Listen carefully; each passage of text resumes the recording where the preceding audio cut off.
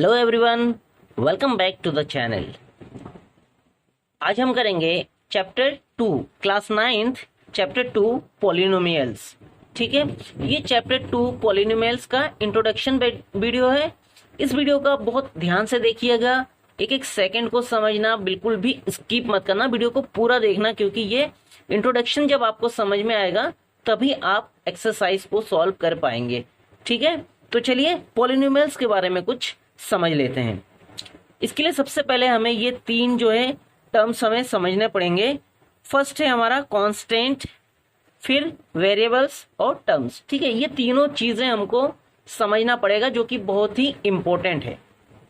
ठीक, कांस्टेंट क्या होता है?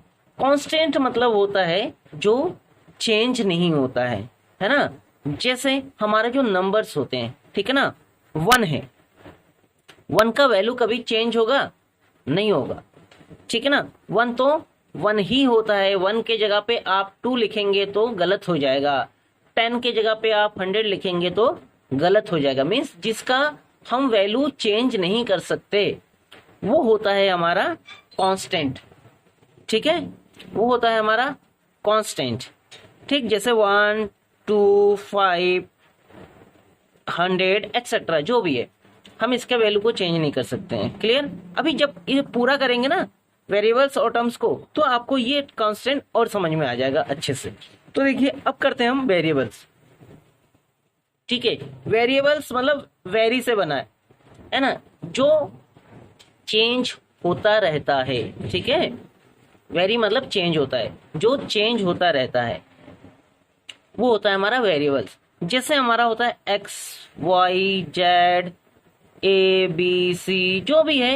हिंदी मीडियम वाले जो है वो लिखते हैं का, ख, है ना, एक्सेट्रा। अब देखिए, इसका वैल्यू बदलता रहता है। कैसे? आपने क्वेश्चन किए होंगे कभी 8th क्लास में, 7th क्लास में किया होगा। अब किसी क्वेश्चन में एक्स का वैल्यू अगर 5 आता है तो कोई कंपलसरी नहीं है कि हर एक क्वेश्चन में आपका एक्स का वैल्यू 5 ही आए, है ना। तो चेंज होता रहता है। किसी में एक्स का वैल्यू आपका 10 आ सकता है, किसी में 100 आ सकता है, किसी में 1000 आ सकता है, कुछ भी आ सकता है। हर क्वेश्चन में एक्स या वाई या जेड जो भी आप वेरिएबल ले रहे हैं उसका वैल्यू अलग अलग आता है। ठीक है, तो इसलिए इनको जो मैथ्स में हम यूज करते हैं, एक्स, वाई, जेड या का, ख, ग, ABCD, इनको हम बोलते हैं क्या? वेरिएबल्स। अब समझ में आया? इसका वैल्यू चेंज होता है लेकिन इसका वैल्यू चेंज नहीं होता है कांस्टेंट का। ठीक है, अब दोनों आपको ज्यादा अच्छे से समझ में आ गया होगा, है ना। अब आते हैं टर्म्स पे। अब टर्म्स क्या होता है? जब हमारा एक कांस्टेंट और एक वेरिएबल्स का मल्टीप्लाई होता है, कांस्टेंट मल्टीप्लाई वेरिएबल, तब हमारा बनता है टर्म्स। ठीक है, जैसे आप लोगों ने देखा होगा, आपने 8th क्लास में भी किया है, 2x 7y, है ना, इस तरह से जो भी होता है। तो देखिए, एक हमारा पहला वाला क्या है? कांस्टेंट है। ये क्या है? कांस्टेंट है, बीच में कोई साइन नहीं, मतलब क्या होता है? मल्टीप्लाई। और ये x क्या है? ये वेरिएबल है। इसमें ये 7 हमारा क्या है? कांस्टेंट है। ये y हमारा क्या है? वेरिएबल से। ठीक है, मीन्स क्लियर हो गया कि जब हमारा ये कांस्टेंट और वेरिएबल मल्टीप्लाई होता है तो उसको हम क्या बोलते हैं? टर्म्स। मल्टीप्लाई होके एक टर्म का रूप ले लेता है। क्लियर? ओके, अब हम आगे बढ़ते हैं। नेक्स्ट टॉपिक हमारा है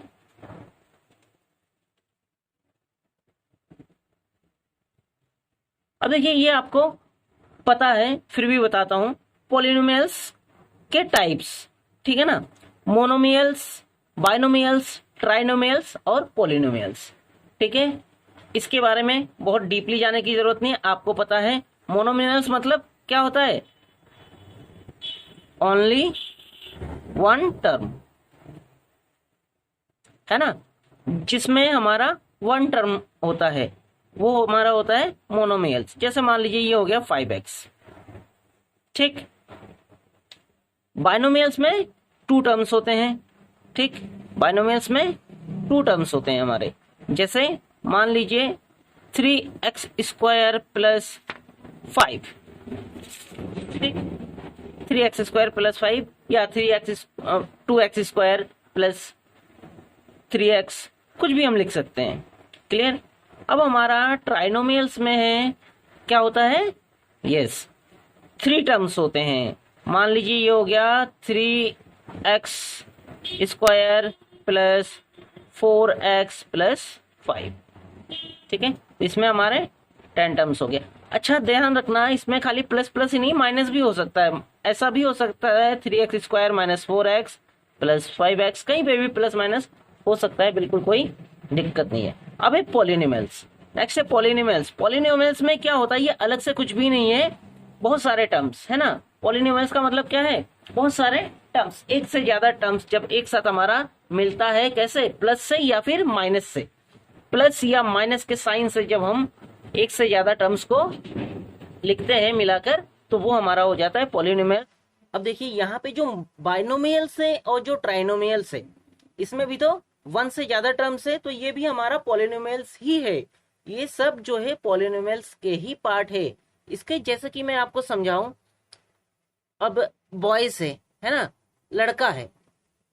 अब क्लास में राम, श्याम, मोहन, सोहन, बहुत सारे लड़के हैं, है ना। अब अगर मैंने किसी का नाम ले लिया राम, तो वो भी तो लड़का है। अगर मैंने कह दिया मोहन, तो मोहन तो है ही है, साथ में वो लड़का तो है ही ना।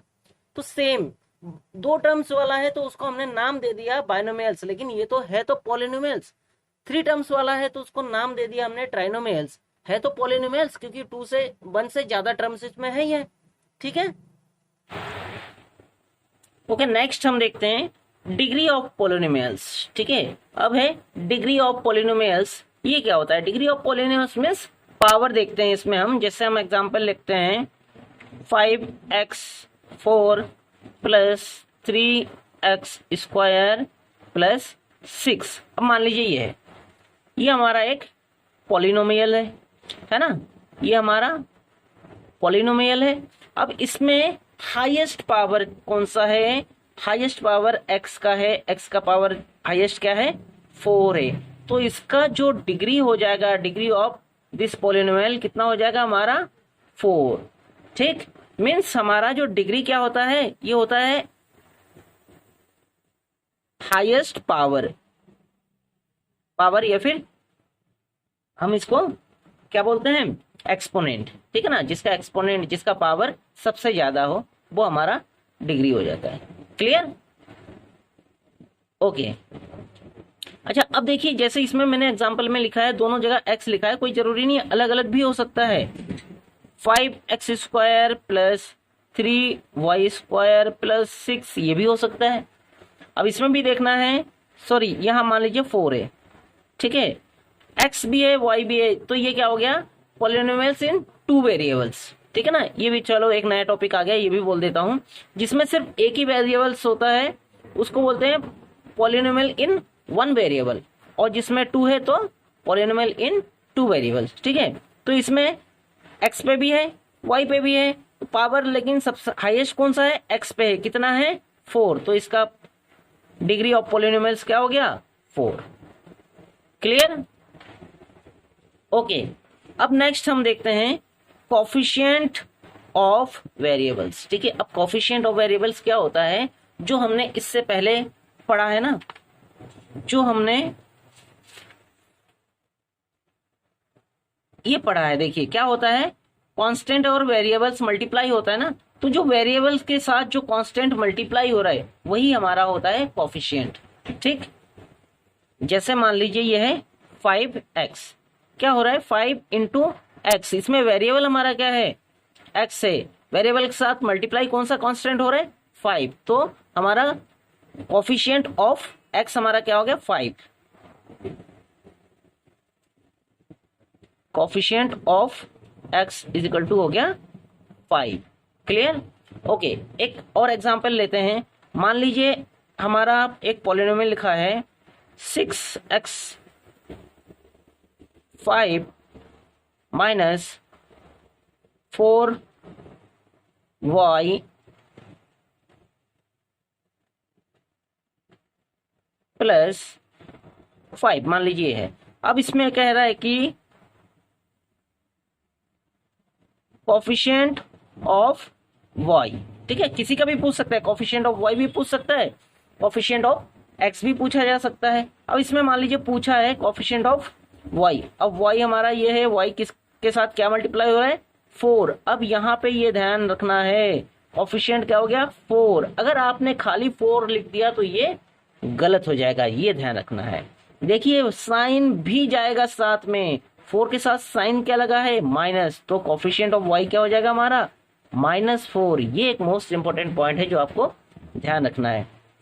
Clear, okay.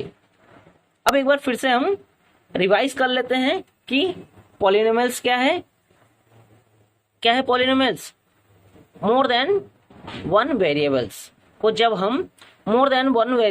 जब हम प्लस या माइनस के साथ जोड़ देते हैं तो हमारा क्या हो जाता है पॉलिनोमियल्स। ठीक है,